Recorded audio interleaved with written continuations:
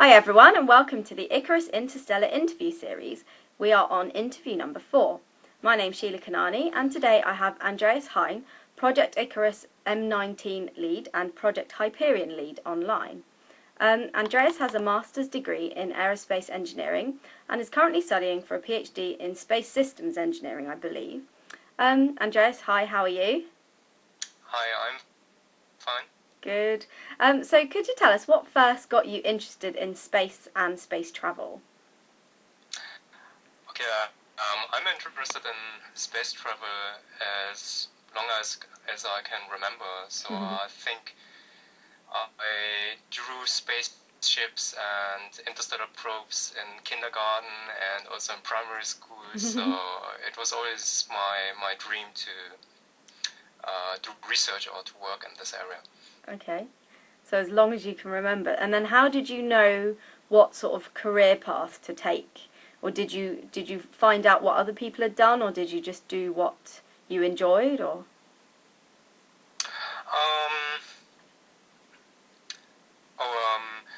I think so there's a difference between being inspired by spaceflight and actually working on space-related topics. So you might be inspired by looking at a satellite or looking at a spacecraft, but really developing a spacecraft requires much more analytical skills, or you need the mathematical tools or the engineering tools to do so.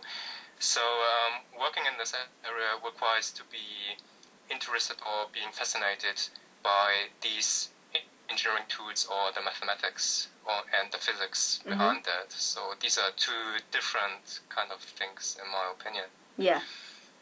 Yeah, I guess drawing pictures when you're 5 is different to doing the hard mathematics at university level.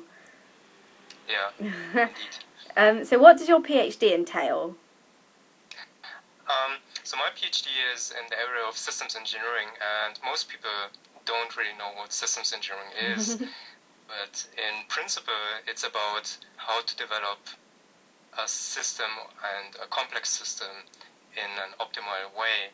So most people are doing systems engineering in a subconscious way when they organize or when they develop a new product. But a classic example for systems engineering is the Apollo program, for example. So you have a huge project to go to the moon, and then you have to decide how you manage your subcontractors, how you split your system into subsystems, components, etc., and how you give these contracts to your subcontractors, how to bring the components back to your space agency, and how to integrate the system, how to test it, and to guarantee that the system will in the end function. So systems engineering encompasses all of these aspects. Which makes it very interesting. You get to see a wide range of different things, whereas normally I think PhDs are quite narrow, sort of, you're quite blinkered, so I think that's very interesting. So with your studies, I believe you've done a lot of work with lunar gravity and lunar architecture. First of all, what's lunar architecture, or have I got the wrong end of the stick? So this work was, or I did this work at ESA, the European Space Agency, and the Human Spaceflight Division at that time in 2007. And the European Space Agency frequently conducts these kind of studies for a lunar base or a Mars mission in order to be up to date, because technology changes and you need to have a concept at hand when politics decides to invest in this kind of program. And I was part of the lunar architecting study at that time, and the objective was to see how a kind of lunar base can be established. The background was the Constellation program at that time, and how can this type of lunar base be constructed, how many launches by rockets do you need, how can you bring people there, etc. Okay, that sounds really interesting. Did you did you do the design of the architecture as well, or? So my area was again the systems engineering part, Okay. and it was the stakeholder analysis.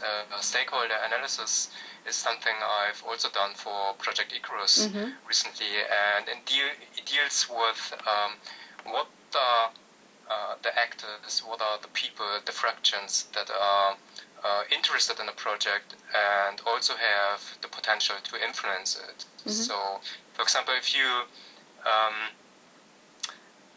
start to play the violin, for example, then you have to think about how your neighbors might react when you playing the violin. So your neighbors automatically become the stakeholders of your project to play the violin. And it's basically the same for complex projects. So you have to think about how does politics might support your lunar exploration program, how industry might support it, and how the public might react to it. Right. So you're thinking more about sort of your neighbours on Earth rather than worrying about other effects in the solar system. Yeah, exactly. Yeah. Okay, cool. So how did you get involved with Project Icarus? I think the first time I heard about Project Icarus was from the Journal of the British Interplanetary Society. So in the journal, on the last page, there's always a summary of upcoming symposia, and one of them was the Icarus Symposium in 2009. I think it was September, and I read about this, and I was immediately fascinated, and then I wrote an email to Kelvin Long, and then everything that followed was just went from there. Yeah, as things do. So I mentioned M19. Can you tell us a bit more about that? Yeah, I think Module 19 is from the topic. It doesn't sound very interesting maybe because it's technology maturation, design realization, but it's really a vital aspect to any kind of technology development program today. So many programs in the past, space programs, had to be abandoned or were cancelled because technologies were not mature enough to be inserted into a new system. And of course, we have to prevent that for Project Icarus, that we have to come up with a concept where we can say that if you develop these and these technologies in this kind of time frame, then there's a high probability that this mission concept or concept for the spacecraft actually can be developed and realized with relatively low risk. So the main objective of Module 19 is to identify these key technologies and then to develop a kind of roadmap and to estimate the time frame in which the spacecraft actually can be developed. So you mentioned the technology roadmap. What are some of the things that are included in that? What are the elements that sort of might help us get to do interstellar travel? Yeah, I think the most important technology is obviously the propulsion system. So fusion propulsion has to be feasible at the point where the Icarus spacecraft is getting developed. And there are many ways how fusion propulsion can be realized. I think recently NASA has started to develop small prototypes for fusion propulsion, or at least has developed concepts for that. And then you have to see where the biggest synergies exist between existing programs, how these might be funded in the future, and how and where actually the points are where these kind of existing programs might provide the largest benefit to Icarus. Okay, I see. So you mentioned stakeholders in relation to the lunar projects, but I believe you're doing some stakeholder papers or something for the Icarus. Can you tell us a bit about that? Yeah. So So the stakeholder analysis I did for Icarus was dealing with first identifying the stakeholders that might sustain a huge enduring project like Icarus, and then again to ask what might be the objectives or what might be the motivation of these stakeholders to finance or to support such a program. Right. And then to identify what might Icarus deliver to these stakeholders over time frames of decades or even centuries. Yeah, long-term project. So who have you come up with as stakeholders for Icarus? What kind of are they sort of groups of people, or are you not allowed to say? Or yeah, if you do stakeholder analysis, most of the time for large projects you deal with stakeholder groups. So these are not single people but more abstract entities, and you treat them as actors. So one of the actors is, for example, science. So there are many different communities within science, but some of these communities are definitely interested in the objectives of the Icarus probe. Then you have, for example, the government who probably finances Icarus, maybe partly, maybe the whole of Icarus. Then you have industry. Then you have the media, and then of course the public. So these are the typical stakeholders that are interested in a large-scale space program. So it's not like specific industries, it's kind of science as a global thing, and maybe you have to be more specific eventually, but... Yes. So in general, you would do this analysis as specific as it is needed for the situation. And right now, I think it's sufficient to work on this kind of abstract level. Right, I see. So moving on now to Project Hyperion, how does that differ from the Project Icarus? I think the main difference between Project Icarus and Project Hyperion is that Project Hyperion is dealing with a crewed interstellar mission.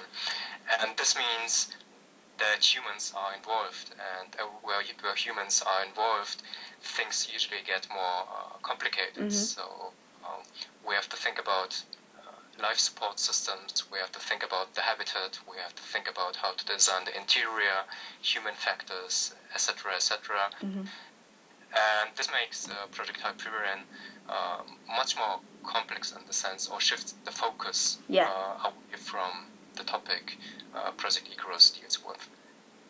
Yeah, definitely. What sort of ideas have you guys come up with so far for sending people into, to the stars? So far humans have been sort of as far as the moon, and we can't get to Mars yet, let alone to the stars, so what have you come up with? So, wait a second. Oh, okay. Ooh, looks interesting. Yes. Okay, so they're basically currently four concepts for crewed interstellar trips, and one of these concepts, and this is probably the most famous one, is the concept of a colony ship or a world ship. So you have a huge space colony or habitat, and you simply put a propulsion system to this colony at one end, and you slowly accelerate this kind of colony, and it flies to the next star. So this is the most famous concept.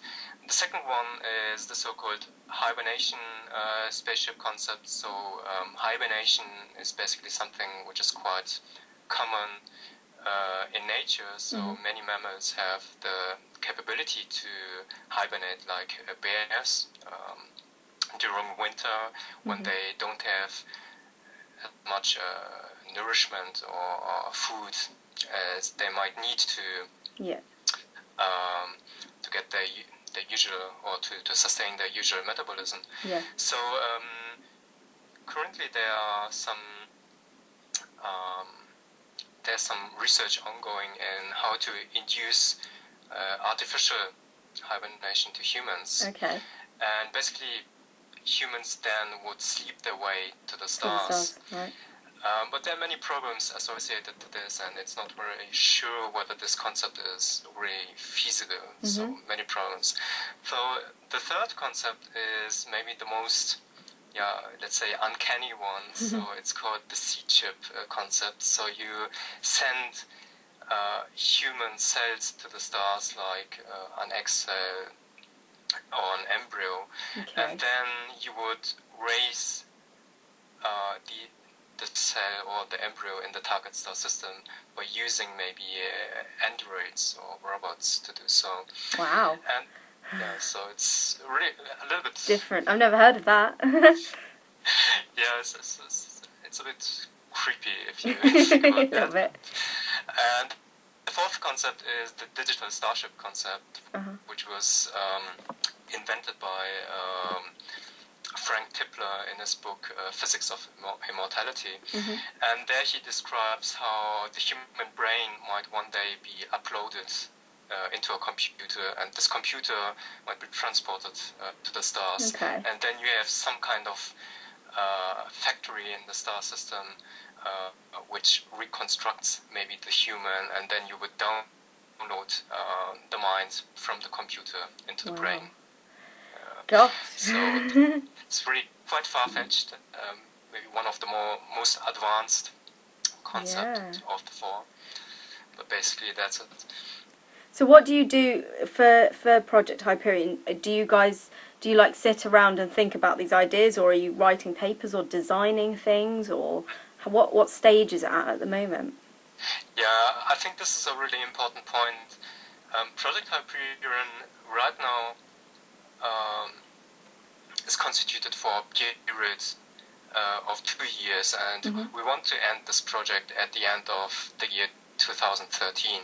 So we don't have a lot of time, and therefore we decided on the most feasible concept from a technological point of view. Because if you want to do all the engineering analysis, etc., and want to come up with an integrated concept in the end, you have to choose the concept which has the lowest technological requirements. So where technologies are already existent, well, most of the technologies are already existent, and this is obviously currently the colony or world ship concept. So all the technologies are basically there, and then it only depends on doing study simulations and bring together all of these results in order to have an integrated concept, like the original Daedalus study. So we would like to do something similar to Daedalus, but for a crewed spacecraft. Okay. And you mentioned the technological advantages, but what about the ethical side of things? Would the public think this is very controversial, or is it a good idea to send humans? Because it must be a one-way trip, you can't come back. It's too far, so what sort of thing?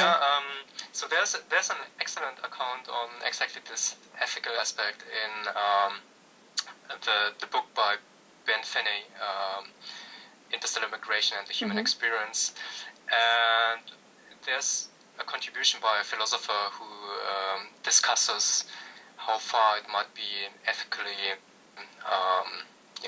responsible, or how far is a colony ship feasible from an ethical point of view. And his view is, in a sense, quite positive, because he says that many humans on Earth cannot really decide on when they are born and what kind of environment or conditions they are born. And someone who is born on a world ship or a colony ship, who has maybe a really constrained environment, but has basically all what's needed to live an agreeable life. So we expect that these kind of conditions exist on a world ship. Then there's no real argument why it shouldn't be feasible from an ethical point of view. Okay. Oh, interesting. So if you had the chance, would you go, even though you'd know it would be a one-way trip and sort of you might not be able to take your family with you and stuff? Would you do it? Oh, okay. I was afraid this question might appear one day. that's really difficult. It's tough, isn't it? I think it's probably a kind of probably a hard decision, and it would be strange if it wouldn't be for anybody who would board this kind of ship. But if you think about the prospects you would have, that you really open up a new step in probably the history of mankind. So